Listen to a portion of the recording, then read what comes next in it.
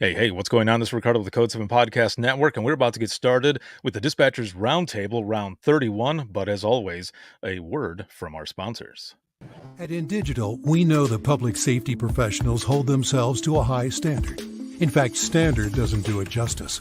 In over 25 years working alongside you, carrying millions of calls over our IP networks, your dedication has inspired us. That's why our ESINet goes beyond industry standards, not only i3 compliant, but designed to adapt to future development for a network you can count on when it matters most. Learn more at indigital.net. Here in Greenville County, we have 8 different places where a 911 call can be answered. It is the largest county in South Carolina. It's a challenge. The type of information that a telecommunicator gets from Radius Plus is location-based technology. You can see where the caller is, if they have a medical issue, if they speak a different language. They're immediately able to text to that caller in their native language. It reduces response times because it immediately gets first responders where they need to be. Carbine, it's multimedia. You can get text, translate to whatever language, getting away with the legacy equipment and going into a cloud-based solution. It's the first time in U.S. history that we have an EZNet through cloud-native call handling. As a police officer, to have the victim go video, that's unheard of. You're getting upgrades every month, not every year. To schedule your free Carbine demo, please visit carbine.com/WTT. If Within the Trenches has ever taught you something, open your eyes to what it is like to be a 911 dispatcher, or has inspired you to become one, then help support us and join our Patreon. Get exclusive bonus content, one-of-a-kind swag, discounts on merchandise, ad-free early access to new episodes, and much more. To join, please visit patreon.com/WTT podcast. And if you're an industry partner, we have something for you as well. And now, for the show. This is Jordan, and you're listening to the Code 7 Podcast Network.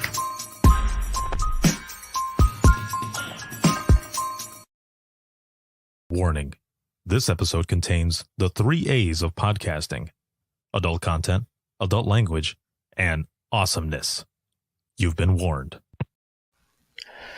Hello, and welcome back. This is round 31 of the Dispatchers Roundtable, and you saw a little blip there of open mic. That is because all the same intro is the same for all the shows, except for this one. I will be creating a Dispatchers Roundtable one here pretty soon, but I am excited to be here for this round. We are going to be talking about some awesome stuff and also reflecting on our past, our dispatch experience and how tech has come so far from then to now. Telematics data in 911, there's going to be a lot going on. So if you have any questions at all, please make sure to throw those in the comments. But also, as always, make sure to throw in some reactions and share this broadcast as well on your own feed or your favorite dispatch page. Make sure to throw that out there. This live broadcast is sponsored by InDigital, Rapid Deploy, as well as Carbine. But this is an exclusive Rapid Deploy Dispatchers Roundtable Round 31.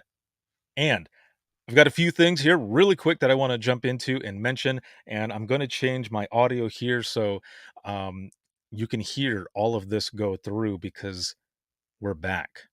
And by back, well, you'll see here in just one moment as I play this. And again, I'm going to switch the audio here and share my screen just so that you can see this. And very, very excited about this. 2 years ago, the world stopped. A lockdown began, and our way of life changed. First responders continued to work, but their continued education stopped. Conferences were canceled. Training was in danger. But out of the pandemic, a new hope was born. The era of the headset began. And coming soon,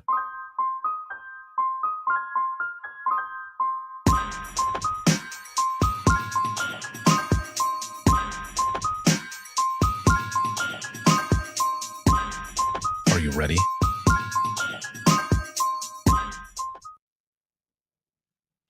Oh, yeah, there it is. DTBG 4, Dare to Be Great, is back. And that's going to be the first full week of December 2022. Call for Papers is already out right now, started July 1st, and it ends September 1st. So make sure to get your sessions in there. And we already have a bunch of sessions that are coming in, as well as several sponsors that have already signed on. So if you're an industry partner and you want to get in on this, please do so. Make sure to send me an email to wttpodcast@gmail.com. That is wttpodcast@gmail.com. And this is going to be like the last blowout of the year. So it is going to be excellent. There's been a lot of people who've been asking for Dare to Be Great, and we're back with number 4. And there have been over 10,000 attendees to the Dare to Be Great virtual events alone and worldwide. All of the events that Within the Trenches Media has done virtually have now surpassed 20,000 attendees worldwide. So jump on this. Again, get your presentations out there. Would love to see them and have you be a presenter for Dare to Be Great 4. And again, industry partners, if you're looking to sponsor something amazing and be a part of something amazing, there you are right there. This is our Dare to Be Great moment. So let's do this. All right, here we go. We're about to get started here with round 31, and I am very, very excited to have my guest here today and everything that we are going to be talking about. So my first guest here is Sherry. Ladies first. Here with OnStar. Hi, Ricardo. Thank you so much. Sherry Levesque from OnStar. I've been with OnStar for about 15, 16 years now, and started out on our training team at OnStar for emergency and stolen vehicle advisors. And prior to that, I worked in a primary PSAP in Michigan here for 11 years, which was very, very exciting. Nice. Excellent. Well, welcome. And you and I have known each other forever, it seems now. And so it's awesome to have you on here and get a chance to catch up and talk a bit, because we see each other at conferences like all the time. And sometimes it's just from far away, from one booth to the other, just, hey, or just walking by. And that's about it, because it gets pretty crazy at the conferences, right? There's so many different people that are coming around. They want to learn what you're doing, some of the stuff that I'm doing. And whenever we try to, get together or whatever, it's just in passing, because it's just that crazy. It is. It's nonstop events, and there's so many people out there that are coming to the conferences now because they want to be in person. So it's definitely busy. Yes. Yeah. The some of those first ones that started up when everything was going back in person, it was just crazy. It was like a reunion. It's like just a high school reunion or something, or family reunion. You haven't seen each other in forever. It's like, how are things going? I haven't seen you. I've seen you over the camera, but nothing else. So here we are. Bring it in for the real thing. It has been really good. So I'm excited to have you here. And our next guest is Mitch with OnStar as well. Thanks, Ricardo, and thanks for having me on. Mitch Pedersen. I'm also with the OnStar team. Before coming to OnStar, I spent 28 years in fire and EMS in a department in Southeast Michigan. Retired just a couple of years ago, and had spent the last 6 years of my career as the fire chief. So excited to be on today. All right, excellent. This is going to be good, because we're going to get, kind of a different perspective as well here, as we're talking about, the benefits of telematics and 911, this rich data, but also coming from your side of it. So this is going to be excellent to get your perspective. And I always love getting those different perspectives, not just 911, but everyone else, all the first responders that come together to make this happen. So thank you very much for being here. Absolutely. Thanks. And last but not least, we have Todd from Rapid Deploy. Good afternoon, Ricardo. Thanks for having us on. Thank you. So my name is Todd Kamenetsky. I'm the Vice President of Partnerships and Strategy here at Rapid Deploy. My job is to work with fantastic people like OnStar here. But ultimately, my job is to work with all the partners to figure out how to get data into 911, how to make it impactful, how to get it adopted, and how to really drive that experience for the call taker. Ultimately, as a company, we're trying to reduce response times with data, and getting data adopted in the PSAP is at the top of our challenges and our mission. Perfect. No, this is good because, I think back a little bit to, when I was in dispatch and we would have the teletype coming over and we would see all of this data. It was just numbers, though. We weren't putting it to anything. It was just numbers. And I thought, oh, this is kind of boring. But now, years later, and we'll get to this as we're talking, kind of reflecting and everything. Now, this data can do so much more. So those who are joining in, listening, whether it's live right now or in the replay, they're going to get a lot out of this. So again, thank you, all of you, for being here. And I want to jump right in and go to Sherry. So between you and Mitch, whoever would like to start, really, on OnStar, who is OnStar and really what it is all that you do? Well, OnStar has been around for over 25 years as of last fall. We are a telematics system that's embedded into General Motors vehicles for the last 25 years. That's what we've been known for. Mm-hmm. But we're also outside of the vehicle now in a mobile app as well as in the home using Alexa enabled devices. So we serve as an interface in between a link between our customers and emergency services. We have approximately 22 million customers worldwide in the US, Canada, China, Mexico, and South America, but nearly 15 million of those are in the US and Canada alone. A lot of people who are listening right now have probably encountered calls from our advisors regarding crash incidents or even a stolen vehicle. We've been able to help with providing a lot of crash data, which we'll talk a little bit more about later, but also the ability to slow vehicles down that have been stolen is also very exciting, a progression of technology that I've seen while I've been at OnStar. Excellent. Yeah, and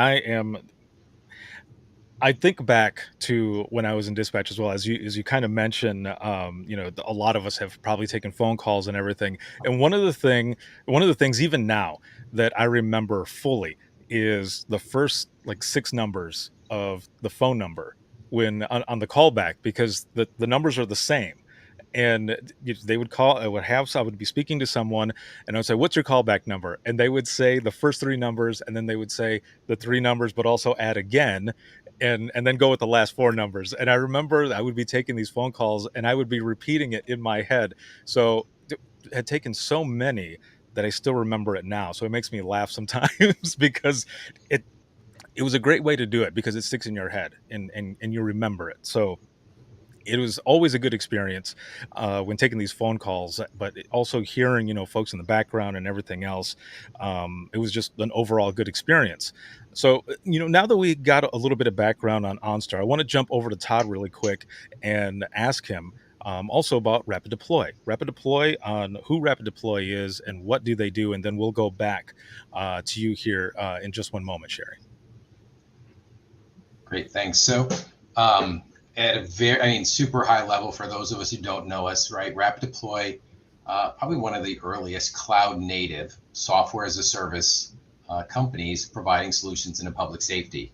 I mentioned earlier, right? Our mission of reducing response time, right? So our job is to help first responders get on scene faster with as much information as they can. And for us, that starts with the call taker. So Radius Map is now almost well over 25% of the US. And what that means is we integrate with the telephony system. So during that off-hook event, our map automatically indexes to as much data as we know about that location, that phone number, or that vehicle in the case of OnStar. So that integration has allowed us to really embed data for our partners directly into the PSAP in an impactful, meaningful way. And so we also have an analytics tools that helps PSAPs run more efficiently. It's around how call centers run, from how many calls they get to where they came from, and are they missed or are they dropped. That's a county, a state, or even a city. But for for the dispatcher and the call taker, right, the people in the headset, Radius is the product they see every day from Rapid Deploy. So, with everything that you've said here, how did this partnership, come together? I mean, just in your description and everything, and also, everything that Sherry was saying, it seems like it was basically a no-brainer. But how did this come together? Well, I say that we've been very deliberate. So every time there's a new set of data coming into a PSAP, in this case, vehicle telematics, rapid deploy, we talked early on, and we look at the leaders in the industry and the people that are making impactful change. And we choose one, right? We choose a partner to get it right with. And so in the case of OnStar, Kathy Bishop and our founder, Steve Raucher, met at a conference and said, look at all the good we could do.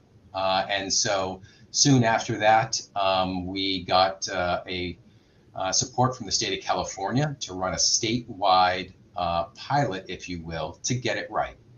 We ran it for almost 6 months.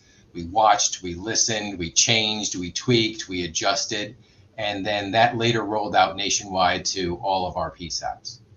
But really, for us, again, it's that collaboration of how to get it right for the call taker that ultimately, I guess I believe, is the most impactful way to drive adoption. And the team here can speak a little bit, and until a PSAP has really adopted data and does something with it, it's just information. So how do we drive adoption has been the big question that the OnStar team and us have been continuously focused on.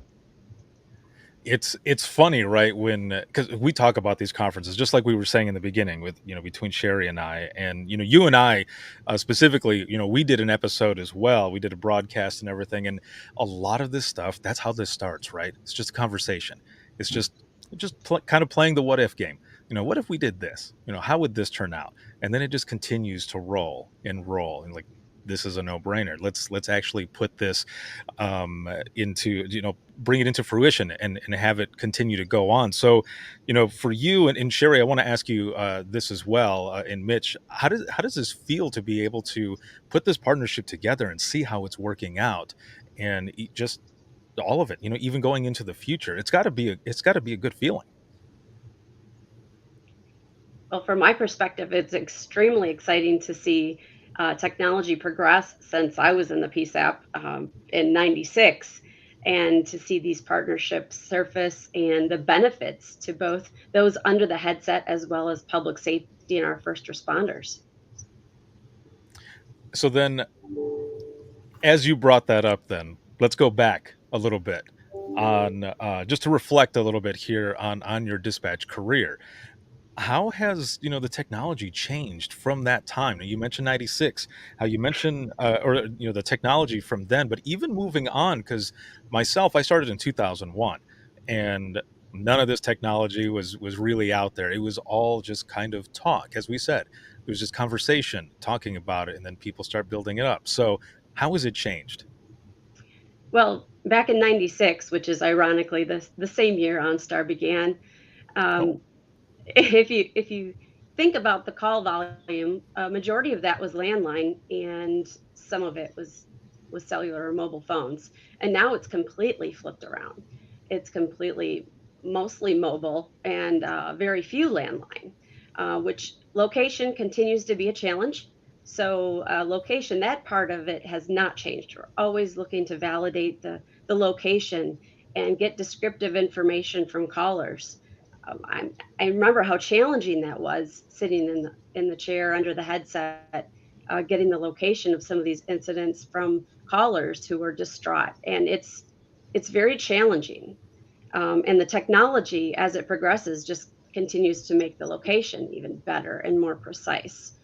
Um, I think that there alone is one of the biggest advantages to the evolution of technology, and also having that data available to the call takers and the 911 staff. I think about some of the calls that I had taken back then, and I think about what OnStar is able to do, or even when I first joined OnStar in 2007. I thought, wow, if I'd have just really known all of the details of what OnStar had available, then I probably could have been a little bit more better in my asking OnStar questions, or validating location and getting help a little more efficiently. And that's going to be an ongoing challenge with the technology as it continues to progress and evolve. But I think the one thing that Rapid Deploy and OnStar were really focused on doing is making sure that the right information is presented to those taking the calls in the ECC. I mean, because we could give them an abundance of information, but without knowing exactly what we want them, to have, and make sure they know they get what they need without a lot of excess information, it helps them and become more efficient as well. So I think about crashes and, of course, stolen vehicles. Uh, I recall getting a call from a citizen who was just over the border, and her vehicle had been stolen with her granddaughter in the back seat. And I think about OnStar, and they would have been the first ones I would have called to see if we could locate the vehicle and find them. But there's just so much technology that specifically revolves around location, but all of this other data that can really help the ECCs, because we all know that they're struggling with budgets, with staffing, and we're committed to be a partner and help them in providing safety and to public safety and keeping first responders safe. So it's very important for us to make sure that we are a tool that they can leverage and not interfere with the process. And this partnership with Rapid Deploy really helps to promote that. I think that's why conversations like this is so important because, as you mentioned, thinking about when you were back in dispatch and everything, if you the way you said it, if you would have known a little bit more about OnStar's process and just some of the things that they need, it would have probably helped you a lot better in receiving those phone calls. So that's why I say these conversations are good, because those who are watching, they'll learn a lot more from it and question even more so. I do have a question though. With all the new technology that's out here, do you ever feel slightly jealous of those who are in the chair who are using this? I know I do sometimes, because I think, man, if I only would have had this then, it would be so cool to be able to put all this in there. Because, like you, I remember these phone calls too, where I felt helpless, where I didn't have their location or anything like that. But if you don't feel jealous, maybe more so you're just happy in the fact that you're able to provide something for them, to be able to put out there. Yes, is the answer. Yes, I'm a little envious of not having the tools that they have now at their fingertips, but I'm also really excited to be part of the new generation that gives them some of this information and makes their role easier. They're there to serve the communities, and we're really proud to support them in that role. And for me, coming from that industry, it just strengthens my passion even further. Looking in the comments here really quick, Patrick here says, I agree with locations. I had a call this other day on 911 and they said, send help. It's the first house near the school. Okay.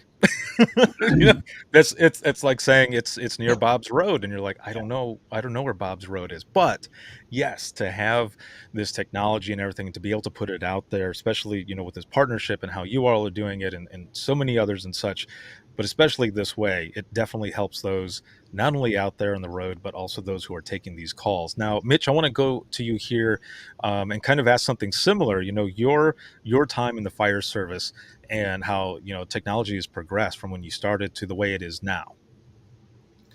Yeah, it's really the same story, right? So, I mean, in the early 90s when I started in the fire service, we were still taking calls being transferred into our fire station from the dispatch center. So we would speak to the callers and get whatever information we needed to get out the door and get on the road. So we had very limited, data and information related to the call. And you fast forward now almost 30 years, and the amount of information, the amount of technology out there is absolutely amazing.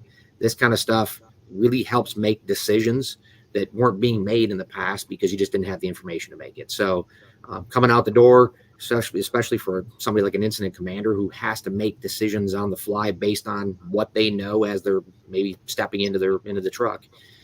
Having more data, having more information helps them to make those decisions, whether it's to call for mutual aid, or maybe it's an area where they use air medical transport a lot and they want to put that on standby, things like that. The quicker you can do that, obviously, the better. And having that data on the front end, as early in the call as you can, is certainly helpful. So, yeah, a lot of changes over 30 years. It's all great stuff. And in the end, it's all great for those that were out there serving. Now, what drove you to kind of look into OnStar and make that transition and working for the company. And Sherry, I want to ask you the same question here after Mitch.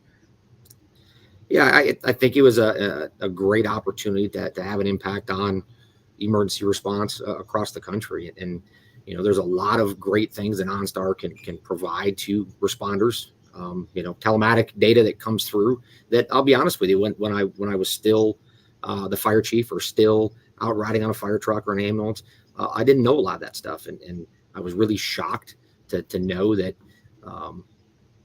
OnStar has all of this data. It can be provided to the dispatch center. That stuff that can be relayed to the responders. That was really important to me, and an opportunity to go out and do what we do in our outreach efforts and spread that message to first responders and dispatch agencies and everybody across the country. It was an attractive proposition to me, and it's a fantastic opportunity. Yeah, it has to, as I mentioned before, just be satisfying. That feeling to be able to be working for a company that has just such a solid mission in doing something that you believe in, and really helping those that are out there. Now, Sherry, same thing. What kind of drove you towards OnStar when you were making that transition out of dispatch into where you're at now? Well, honestly, it was really not a planned transition. It just kind of happened. Um, the job posting, they were looking for, OnStar was looking for someone with emergency services background in the PSAP and also training background, which happened to be my degree at the time. And it was a perfect fusion of both my passion in training as well as emergency services. So it just made sense. It gave me a new audience, a new group of learners, to get to know the advisors. It was just unbelievable to create training for them, to help them do their job even better by providing my insight and some of the background so that they could use those tips and tricks in their training and answer the calls. So it was really not a planned move, but I definitely am thoroughly enjoying what I've been able to be part of for the last 15, 16 years. Um, and I'll be honest, when I started at OnStar, I thought, from coming from the ECC, I thought the advisors, do they really take the same calls? Do they really get 911 calls that are urgent like I did in the call center or in the ECC? And I was surprised. I was so shocked that the calls that they're handling are everything from domestics in the vehicles to sexual assaults in the vehicles, very severe traumatizing incidents as well, crashes where people are just begging for help and asking for assistance, which prompted OnStar to move towards having our advisors become EMD trained and certified to help these individuals who are asking for assistance. So I think that really was a huge benefit because, as I mentioned earlier, the ECCs are struggling with staffing right now, and our advisors stay on the line, so they're able to stay on the line until first responders get there, and also provide pre-arrival instructions while the ECCs are able to handle other calls that come in. So it wasn't necessarily a planned transition for me, but it's definitely gotten more exciting over the last several years. If you think about how long we've been talking about next gen 911, and now we're finally seeing actionable next gen 911 occur with data and sending it to the ECCs electronically.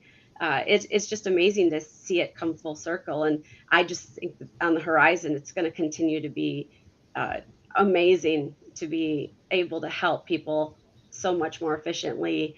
And it just, in general, it's gonna be great to continue down this path.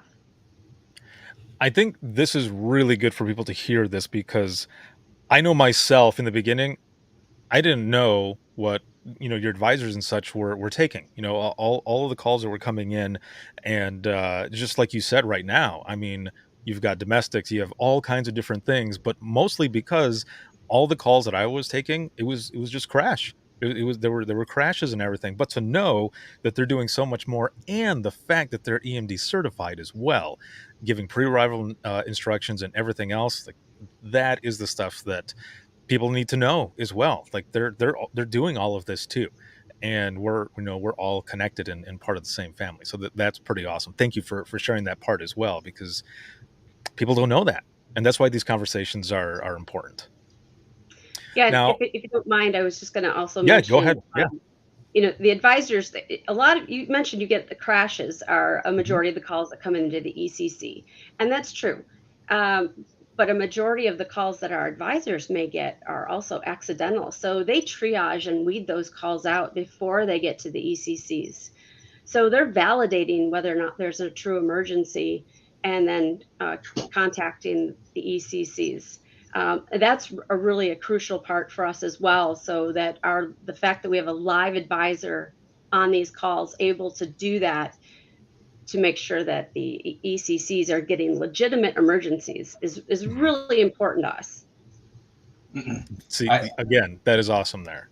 I'll Go jump ahead. in and second that for a second, and that is we have so many partners that are saying, send this data, and human triage data from an IoT perspective, from a vehicle telematics perspective. I believe, and we believe, that is absolutely essential to get data well adopted into PSAPs. Imagine if every single accidental OnStar activation went over to an ECC. They just start ignoring it. They'd be like, oh, there's another, oh, I don't know what that is. I don't know what that is. I don't know this. The fact that they can trust it, that it's scored, that there's real data behind the request to an ECC for public safety support is massive. I mean, that's exactly what will help us drive adoption. That is excellent. And again, good information to know that the stuff that's coming in is legit. It's being triaged. Everything else is being gone through. I want to jump over here now to the importance of including telematics data in the call taker workflow. Now, Mitch, you might be able to take this one here as well, or whichever one wants to take this, but that is one of the main parts that we want to get into here, the importance of including telematics data in the call taker workflow, but also, as the call comes in and the data is there alongside the call and, the other relevant data. I can do the beginning, and Mitch is going to do the important part. And again, as I said, so in the flow of the call taker means when the headset goes on during that off-hook event, the map is going to index to the location, in this case, the location of the OnStar vehicle that has the emergency. It's going to show that it's an OnStar vehicle set of data. And so now the call taker instantaneously understands who's on the line, they're speaking on behalf of a customer, where the vehicle is, and moving to that data. Whereas before, or without our solution, right, that data might be coming over all verbally. Right, so that's a piece of it. But at the same time, pivoting away from OnStar for a brief second, it's the same screen for ELS and EED mobile location data. It's the same screen for panic buttons for schools. It's the same screen for indoor floor plans for schools. So that ability to glance over, take the data you need, determine if that call requires a deep dive on data that's there, or if it's a call that may not be as serious, right? I know there's a fair number of calls that come in that are not life-threatening, and all the data isn't as important. But when it comes to the OnStar call coming in, they glance over, they understand it's an OnStar call, they understand it's been triaged, they have all the data, they can copy that data, and they can move that directly into whatever call taking application they have. So whatever screen they're populating that data, and then that data becomes available to everybody in the incident. And Mitch, I think it's for you to kind of say how that data is used or best used from there. Yeah, for sure. And that's, to me, that's the important part. That data then becomes available to everybody involved in the incident, right? So from a responder perspective, knowing as much as you can on the front end of that incident, on the front end of that call, right at dispatch time, is critical, because there's a lot of decisions that could be made that may not be made in the absence of that data. So, speaking from experience, I can think of many times where the call was different when we arrived on scene, or from when it was dispatched than to when we arrived on scene. It was more significant. And if we had more data on the front end, we would have called for resources sooner. So you may have agencies that need mutual aid. You may have agencies that just call for, more engine companies or ambulances or whatever it is. That with the appropriate data, you can make those decisions ahead of time. You can at least have an idea. As an incident commander, you're always somewhat painting a picture in your head before you arrive on scene. You're taking in all this information from everything that comes across on the dispatch to the weather conditions, all those things. You paint this picture and you formulate your plan. The more data you have, it's just more pieces of the puzzle that help you fill in the blanks before you get there. And sometimes, a lot of times, that'll lead you to make some decisions before you get there. You'll say, start me another ambulance, or start me another engine company, or contact the air medical ambulance, or whatever it may be. It may be as simple as just requesting law enforcement to shut down a busy expressway that you're on. But all of those pieces kind of start to formulate that puzzle for an incident commander who's making decisions very quickly with, truthfully, limited data. The more we can fill in the blanks, the better that picture will be, and the better opportunity they'll have to bring those resources to the scene in a more timely manner, right? And that's really part of the goal, right, is to get the resources there as quickly as possible, not just the initial dispatch resources, but also other things they might want. And if we can do that with data on the front end, we can make those requests earlier. All of that arrives on scene quicker, provides the service quicker. Now, do you know of any centers any ECCs who have actually changed, some of their protocols, or, how they respond to certain things with the fact that they have all of this data now? And so to understand a little bit better, just for an example, the company that I was working for before I went on my own, I was doing all of their training for their Text for 911 platform. So they had they were one of the first ones, or actually, I believe the first one in 2013, to start providing outbound texting, which was dispatch initiated text from 911. So if there was a 911 hang up call, they would text from 911 first. They would still call, but they found, or dispatch centers found, that people were responding more to that outbound text than the phone calls, right? For whatever reason, people don't want to answer their phone. So in the state of Indiana, it was enough to where they completely changed their protocols on how they would respond to these 911 hang-up calls. They would start with an outbound text first, and then they would call, and it was saving them resources and everything. So that's the example here. Have you heard of any other ECCs or anything that have kind of changed that? As you were saying, you're trying to save time, right? You need to know the response level or anything, but with this data, and depending on how it's coming in, I would see, or kind of think that they would kind of change certain things a little bit.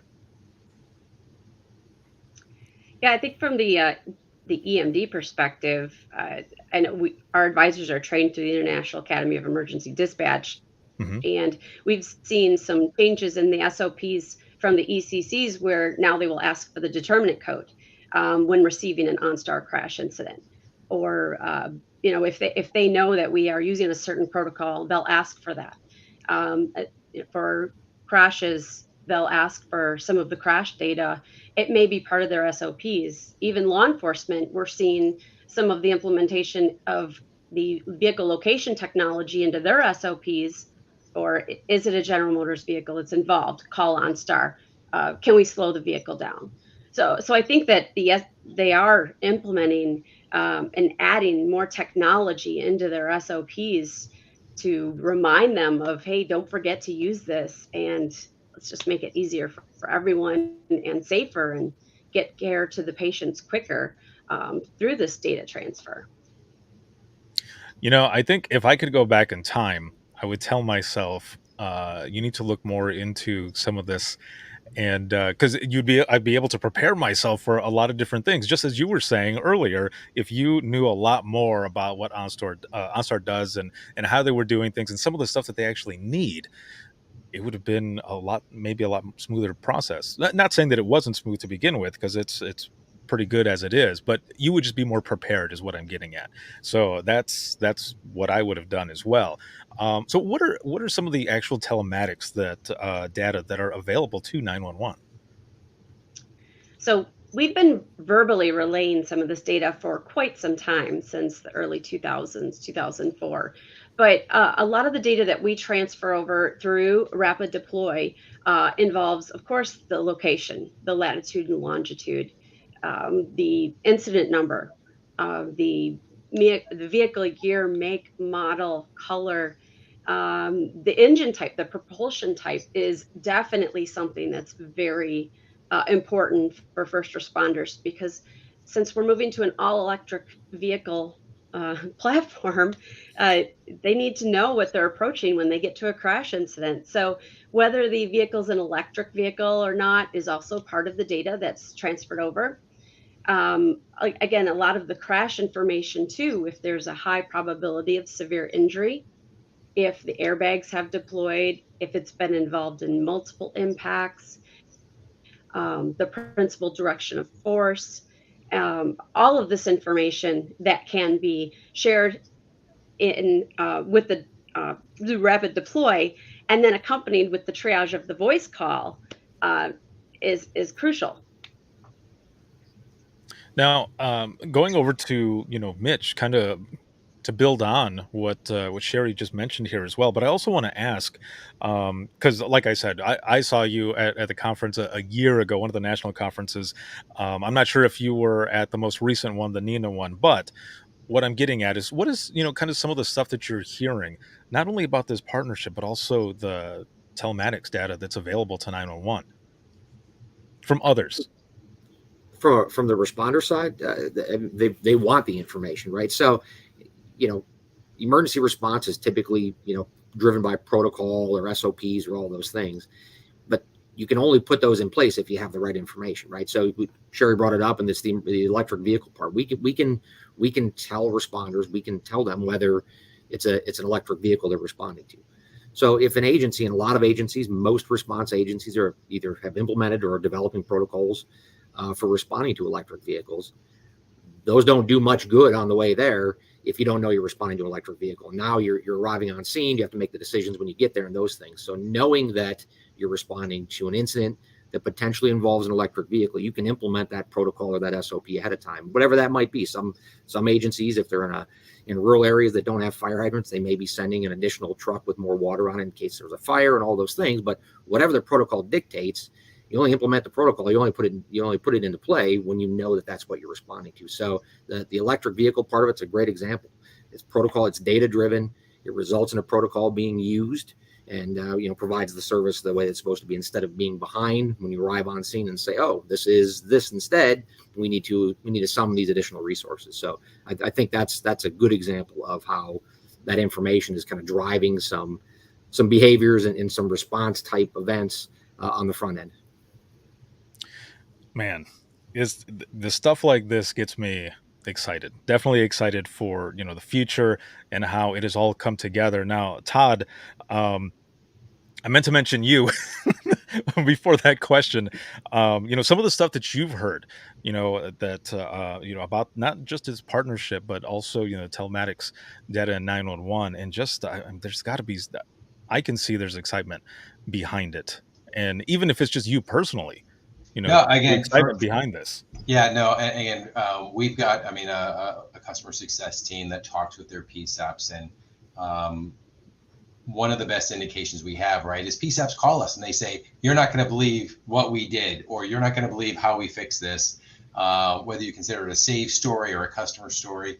But for us, like I said, when we first launched California, that was a ton of listening. They're like, well, we don't like this. We like this. We'd rather have this information, or we don't understand this. How can we learn more? So implementing some of the things to get the education through and understood. But I guess pointing to Mitch's comment, until there's an SOP behind it, right? It's still, it's information, and the call taker is human triaging that. They're painting that picture. They're deciding what goes in, and the SOPs change that. The most interesting story I had was they had in the world where primary and secondary PSAPs, right? A secondary PSAP doesn't get the first call. Sometimes calls, I don't want to say, they may not arrive instantly. They might get stuck in a queue. Maybe they're coming through the primary PSAP and then they get transferred out. Well, in our system, the OnStar signal is visible to the secondary PSAPs. So, we had a couple of, chiefs that were like, they're kind of like, they can see it coming, right? And so they're seeing that this call is going to happen. And so when we start to hear stories about, we actually start rolling a vehicle based on the data, that's powerful, right? That's again, this is a chief taking an initiative as opposed to it's embedded in the SOP and it all happens, but someone sitting there and being able to start reacting to data tells me we're on the right track. Now, I want to go back really quick to what you mentioned about when this first started rolling out in California, and there was a lot of listening. So this is one of the things that I love the most about your company, as well as OnStar, and a lot of industry partners that do this, and that is listening to the users. How important is that? How important is it to listen to the folks that are going to be using this technology? It is, I would say it's essential, but it is core to the business, right? There is so much data available, and having that, what we consider as a single unified screen for data. I mean, there's lots of tools like, as a call taker, you get a call and you're like, oh, I got to go log into this system, or I got to go look for this on here, or I got to go find the password to get to that video system, there's no time for that when it's that most important call. Like you just start firing, you just send the call on to dispatch and you move because it's so critical. Mm-hmm. Having it all in one screen and having a lot of data in one screen from lots of different sources can be really difficult to manage. So again, sometimes I get criticized for not going fast enough and having enough partners into the network soon enough, but having a cadence and a pace that allows the PSAP to adopt data is our mission, right? Mm-hmm. And so if I just fired all sorts of data at them and there's pop-ups and things that they have to manage, they won't use it, right? And so our adoption and our customers' feedback is absolutely, that's what it's all about for our team.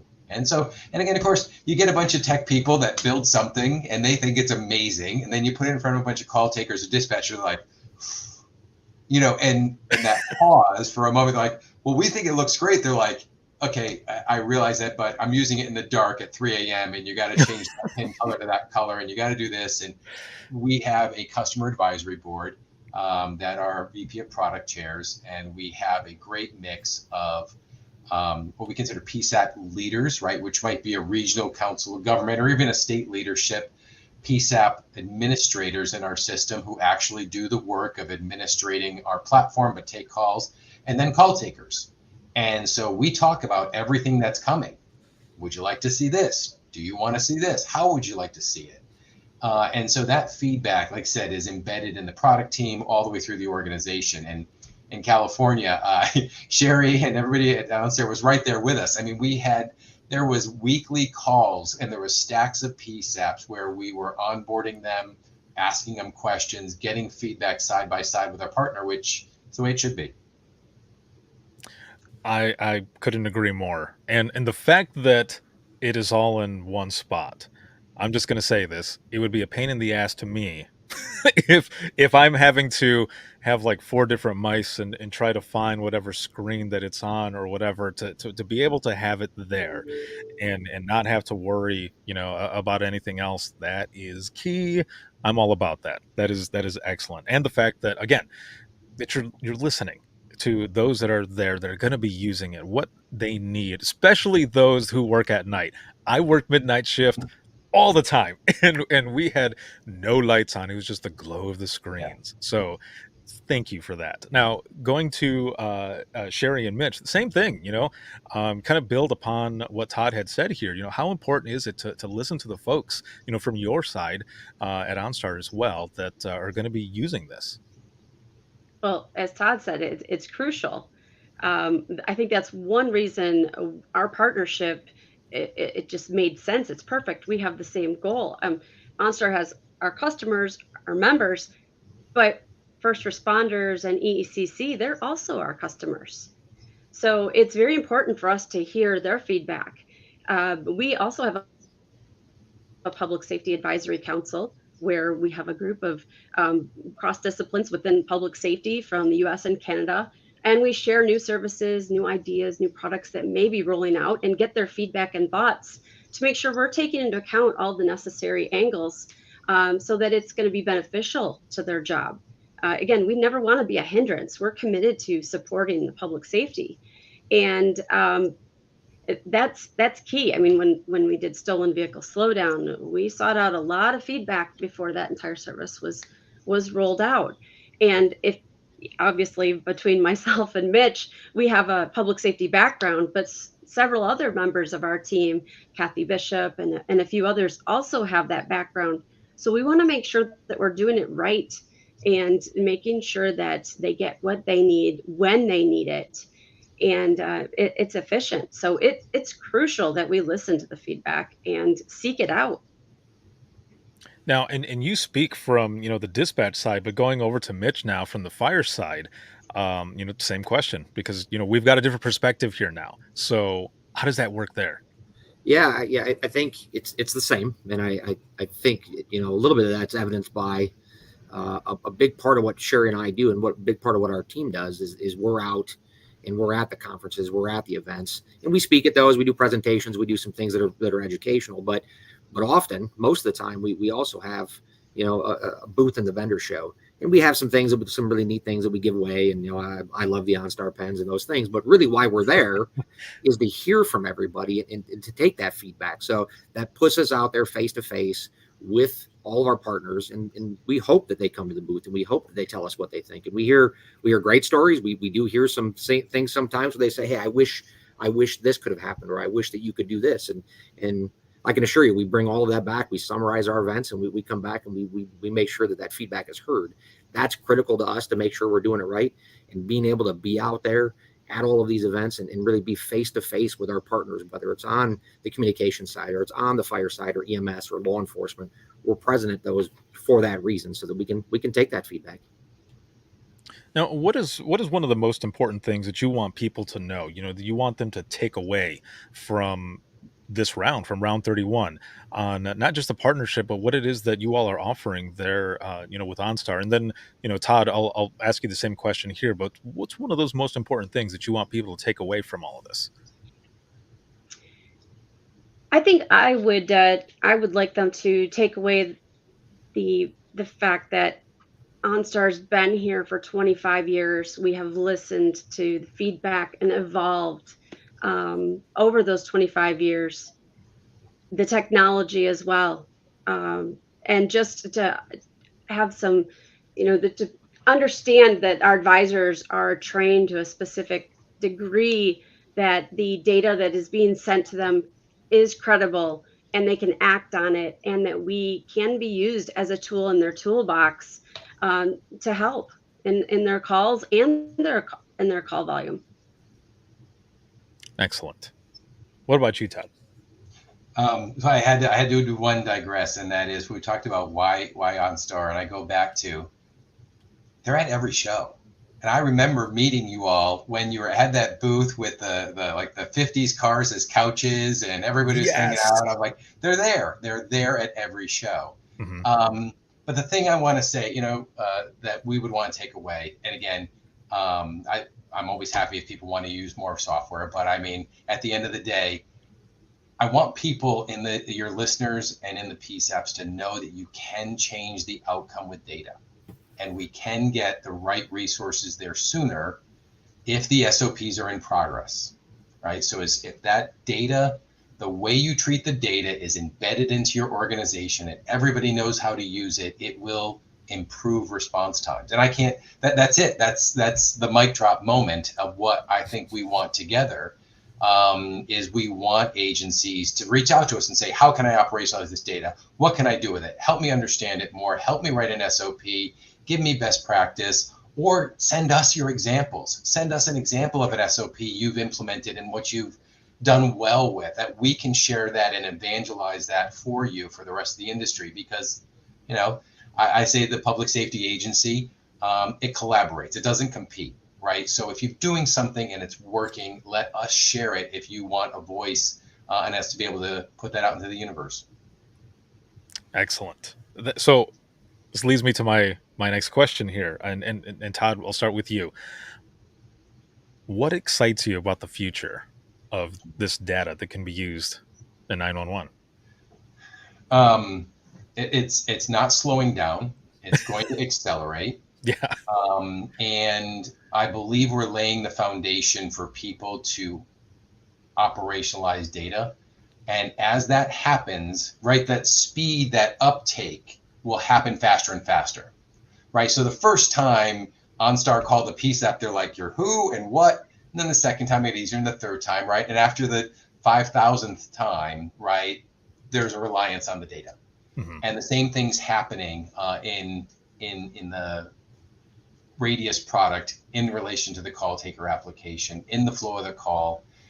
People are reacting to it and they're being able to speed up and they're being able to do more and they're taking in more data. And so as we add panic buttons for schools and we add indoor floor plans for schools, all this data that's like, as you drill in, there's more and more available. That's what's getting exciting. Yeah, and just the way Stacy says here as well, in in agreement with you, there's so much to be excited about, and there is, and I also want to hear from Mitch and Sherry. So let's go with Mitch. What are you excited about the future of data 911 telematics data?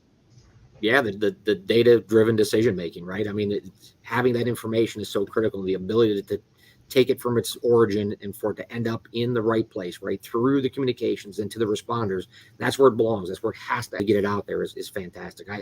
This is absolutely amazing. Again, I look back 30 years ago when I started, we were taking the 911 calls and in the fire stations, and now we have information that is coming from the scene and is usable and actionable. That's very, very exciting to me. What about you, Sherry? Ultimately, it's that end outcome, improving patient outcomes, saving lives, and just all this data can be leveraged to help that and support it. And that is just, I mean, of course, that was probably part of my passion of being involved in emergency services throughout my career, whether it was at the PSAP or at OnStar. And it's just helping other people.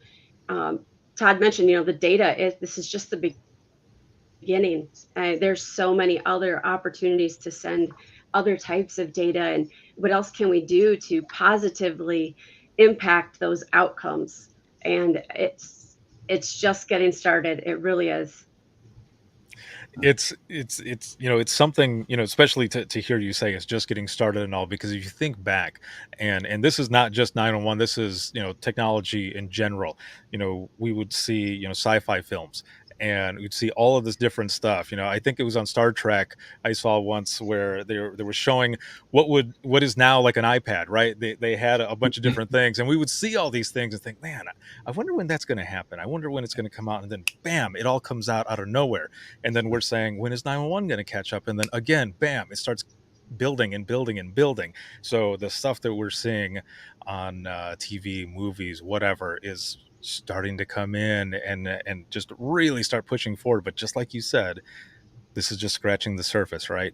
And there's so much more that's going to be coming up. So with that said, as we go into the wrap up of this, Sherry, and I want to get a take from all three of you. For those who might be, because there's a lot, right? Maybe still a lot. But for those who might be on the fence about, new technology and using this, harnessing the power of this technology and this rich data that we can do so much with now, what advice do you have for those who might be on the fence of jumping over and really harnessing this? Take the leap. Change is difficult. I remember in the PSAP when you changed from one CAD system to the other, it was like, oh, I don't want to do this, and it was all the challenges.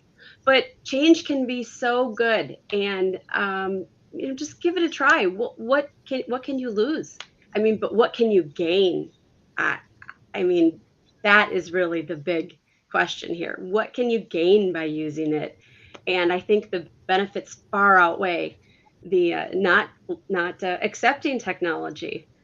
There's still a few people out there who, we all have our challenges with different technology and smartphones and other things, but give it a try, and you'd be surprised at how much easier your life can be. Amazing. What about you, Mitch? Yeah, I couldn't agree more. Take the leap, right? I mean, we do it for a reason. It's to improve the service. It's to improve the service we're providing to our communities, and take the leap. a lot of the things that we do today were changes yesterday, right? And we've all accepted those, and that's how we're living. Move forward and try to improve what we do every day. Excellent. Todd? Of course, I'm committed to taking the lead, but I would say, for the people that are on the fence, I mean, we've been doing this for a couple of years now, and we've got references in almost every different size and shape piece. I've talked to them. There's blog posts, there's reference stories, there's video content. Find out how to get yourself the confidence, because without that confidence and commitment, right, at the leadership level of the PSAP, it won't happen. Mm-hmm. And so once the team says, I understand it, I understand the referenceability, I know this is going to work, I know it's going to be hard work, but it will be worth it because I can see the evidence. Amazing. This has been an excellent round, and I have myself learned a lot about the both of you, what you're doing. And again, man, if I could go back in time, I would tell myself to learn a lot more so that I could be better prepared when OnStar was calling in to give them that information that they needed right away. So this is good. These are questions, and this is stuff that people are learning, and they'll be able to get a hold of all of you. So with that said, Todd, how can people find out more about Rapid Deploy? Easiest as, we're rapiddeploy.com. Send us a contact note. We're on LinkedIn. We do lots of social media posts. You can always reach out to me directly. My email is very easy to find, tck@rapiddeploy.com. But sales@rapiddeploy.com will get us the real team that can help you make the great decision about what you need and if it's a fit. Awesome. And then Sherry, same thing. How can people find out more about everything that's going on at OnStar? Well, as Mitch mentioned, we are, and Todd as well, we are at a lot of conferences. Stop by, speak to us, ask us questions, give us feedback. Our website is onstar.com/public safety. And if you have questions and you want to learn more from us directly, we have an email. It's called emergencyservices@onstar.com. I'd be happy to answer any questions that come in. Perfect. Awesome. Again, thank you all so much for being on here. This has been an excellent round, and I know a lot of people will end up learning so much about everything that the both of you are doing, and harness this data that is coming in, because there's only good that comes from it. And like you said, what are you missing out of? What are you going to gain from all of this? That is the quote here. What are you going to gain? This has been excellent. Thank you both, or all three of you rather, so much for being on. This has been a good round. Ricardo, thanks for what you do. We appreciate it. Absolutely. Thank you. Thank you, Ricardo.